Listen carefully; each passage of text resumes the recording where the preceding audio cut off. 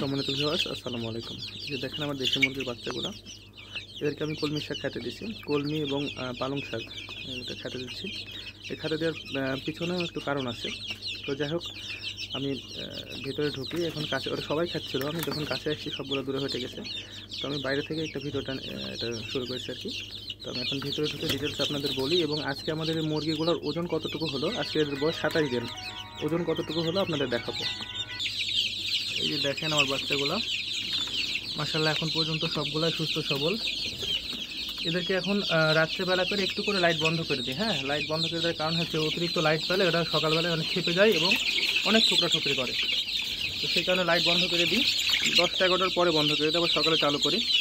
তো দুইটা প্রতিবন্ধী আছে। প্রতিবন্ধীটা একটা ও যখন পাশে থাকে ওনাদেরকে সঙ্গে পায় না, ও আসতেও পারে না, খুব চিল্লাই।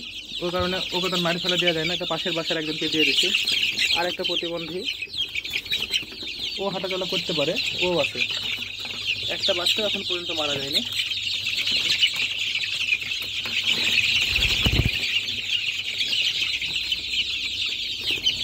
তো আমি আজকে এদের বয়স হচ্ছে 27 দিন। এরা ঠোকরাঠুকরি করছিল, ঠোকরাঠুকরি এখন বন্ধ হয়ে গেছে, কোনো একটাও খাম করেছিল। একটা বাচ্চা নিজের দিকে একটু খাম দিয়েছিল, তারপরেও সেটা কোনটা যেন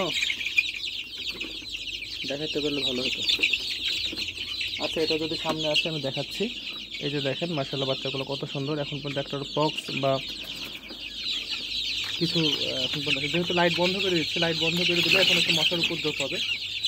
তাই আমি এদেরকে মনে করছি যে আজকে থেকে উপরে একটা মশারি, যেহেতু এটা নেট দিয়ে ঘেরা, এর উপরে একটা মশারি দেবো।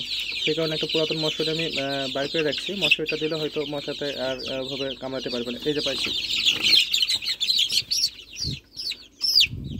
এই যে এটাকে ঠোকর দিয়ে এখানে একটু খাম করেছিল এক পিছু শুধু, পরে আমি এখানে লবণ হলুদ লাগিয়ে দিয়েছি, এটা শুকাই গেছে। আর পরে ঠোকরাঠুকরি করেনি। এবং ঠোকরাঠুকরি করলে আপনারা কী সমাধান দিবেন, যেহেতু এদের দেশি মুরগির ঠোঁট কাটলে এটা বাজারে সেই দাম পাওয়া যাবে না। যদি এদের ঠোঁটটা কাটি, ঠোঁট আবার পূরণ হয়ে যাবে, কিন্তু এদেরকে যদি বিক্রি করতে যাই সেই ক্ষেত্রে ঠোঁট কাটা মুরগি ওইভাবে দাম দেবে না, ওরা বলবে যে এটা খামারের মুরগি। সেই কারণে আমি ঠোঁট কাটিনি এবং ঠোঁট কাটবেও না। ঠোঁট কাটার ঠোকরাঠুকরি বন্ধ করার অনেক উপায় আছে। হ্যাঁ, এটা যেরকম একটা, এটা এইভাবে আমি কিছুদের কামড়া দেখানোর খাইছে, কলমি শাক, পালং শাক, এই ধরনের বিভিন্ন শাক পাতা দেওয়া যায়, তাতে এদের যে ঠোকরাঠুকরি যে টেন্ডেন্সিটা সেটা একটু যাবে। আর আমি তো ভিডিও শুরুর আগে প্রথমে দেখাচ্ছিলাম যে এটা কীভাবে খাচ্ছিল, এবং এটা সুন্দর খায়। শাক পাতা, নিম পাতা, সাজনে পাতা, পালং শাক, বিভিন্ন রকম শাক দেওয়া যায়, এবং পানিতেও কিছু মেডিসিনও পাওয়া যায়। বা আমি কীভাবে এদের সমস্যার সমাধান করলাম সেটা আপনার অন্য ভিডিওতে দেখাবো। আজকে ভিডিওর টপিক হচ্ছে আমি এদের ওজনটা আজকে দেখাবো। আজকে এদের বয়স 27 দিন এবং কী পরিমাণ ওজন হলো সেটা দেখাবো। এবং আমি ছোটো বড় মিলাই ধরবো, 5-6টা মুরগি ধরে এভারেজ গড় করে আপনাদের দেখাবো যে মোট কত গ্রাম ওজন আসবে এদের। মুরগিটা ধরে নিই, তারপরে ভিডিওটা চালু করছি। তো আমি এই যে বাচ্চাগুলো 5টা ধরে নিয়ে আসছি। 5টা বাচ্চা আমি এদের ওজন করে দেখাবো যে বাচ্চাগুলোর গড় ওজন কেমন আছে। ধরো পায়ে লাগবে, এই যে আমার স্কেল, এটা ওজন হচ্ছে 162 গ্রাম। হ্যাঁ, চলে যাবে। এটা হচ্ছে 177 গ্রাম। এই ধরে ছেড়ে দেখো, এটার ওজন হচ্ছে 178 গ্রাম।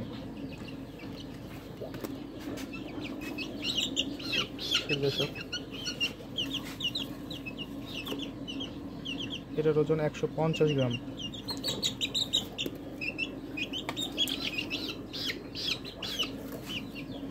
এই মুরগিটা আমার খুব পছন্দ, সাদা ফোটা ফোটা। এটার ওজন হচ্ছে 183 গ্রাম।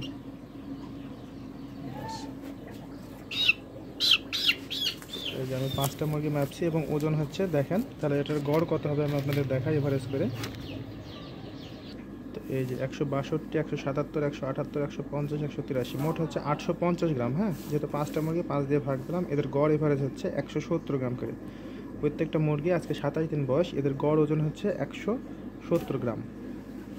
এই যে এদেরকে একটু আস্তে আস্তে অভ্যাস করাই, এরা এভাবে খোলা থাকে, বাইরে বাড়ায়, হাঁটা চলা করে, খাওয়া দাওয়া করে, ওনার মোর সঙ্গে চলে যায়। তো আজকে এদের বয়স 27 দিন। 27 দিন অনুযায়ী এদের গড় ওজন 170 গ্রাম। আমি এতে স্যাটিসফাইড এবং মার্শাল্লাহ খুব ভালো একটা রেজাল্ট আছে, এখন পর্যন্ত খুব ভালো একটা রেজাল্ট আছে। হ্যাঁ, এই দেখেন এর পাতাগুলো কীভাবে খায়, মানে খুব ভালো খায়, মানুষ দেখে মানে ভয় পাচ্ছে তাই, কিন্তু ওরা খুব সুন্দরভাবে খায় ঘাস ইয়াগুলা। তো 170 গড় ওজন, এটা খুব সুন্দর একটা রেজাল্ট এখন পর্যন্ত দেশি মুরগি হিসেবে, এটা পারফেক্ট, অনেক ভালো রেজাল্ট আর কি। তো এটা আমি 35 দিনে এদের ভ্যাকসিন দেবো, একটা ফাউল কলেরা দানা ফুটা করে দেওয়া লাগে, তারপরে কৃমির ডোজ, তারপর 2 মাসে RDP। তার আগে কিছু বাচ্চা এখান থেকে সেল করে দেবো। আমি তো সব বাচ্চা রাখবো না, কিছু বাচ্চা এখানে অর্ডার আসেও, অনেকে নিয়ে যেতে চাইছিল বা কাজের ব্যস্ততার কারণে দিতে পারিনি। তো একেবারে মনে করছি যে এদের ফাউল পক্সের ভ্যাকসিনটা দিয়ে তারপরে একবারে দেবো। এই মুরগিগুলোকে এখন পর্যন্ত আমার কিন্তু 4টা ভ্যাকসিন দেওয়া আছে, হ্যাঁ, BCRDB বুস্টার, গাম্বুরা বুস্টার, এই 4টা ভ্যাকসিন এখন পর্যন্ত এদের কমপ্লিট করা আছে। তো দেখা যাক, দোয়া করবেন। সামনে নেক্সট ভিডিওতে এদের ঠুকরিটা কীভাবে বন্ধ করলাম। আমি কিন্তু কোনো মুরগির ঠোঁট কাটিনি, হ্যাঁ, কোনো মুরগির, এই যে দেখেন একটা মুরগির ঠোঁট কাটা নাই বা সেঁকা দেওয়া নাই, আরে এই যে কোনো মুরগির ঠোঁট কাটা বা সেঁকা দেওয়া নাই কিন্তু। তো ঠুকরিটা কীভাবে বন্ধ করলাম সেটার একটা সহজ নিনজা টেকনিক আছে, আমি আপনাদের দেখাই দেবো সেটা। আরে বাবা, তো এরা কিন্তু মুরগির, এদের ধর্মই হচ্ছে যে কোনো 25 থেকে 26 দিন বয়সের পর থেকে 25 থেকে 30 দিনের মধ্যে এরা ঠুকরিটা শুরু করে।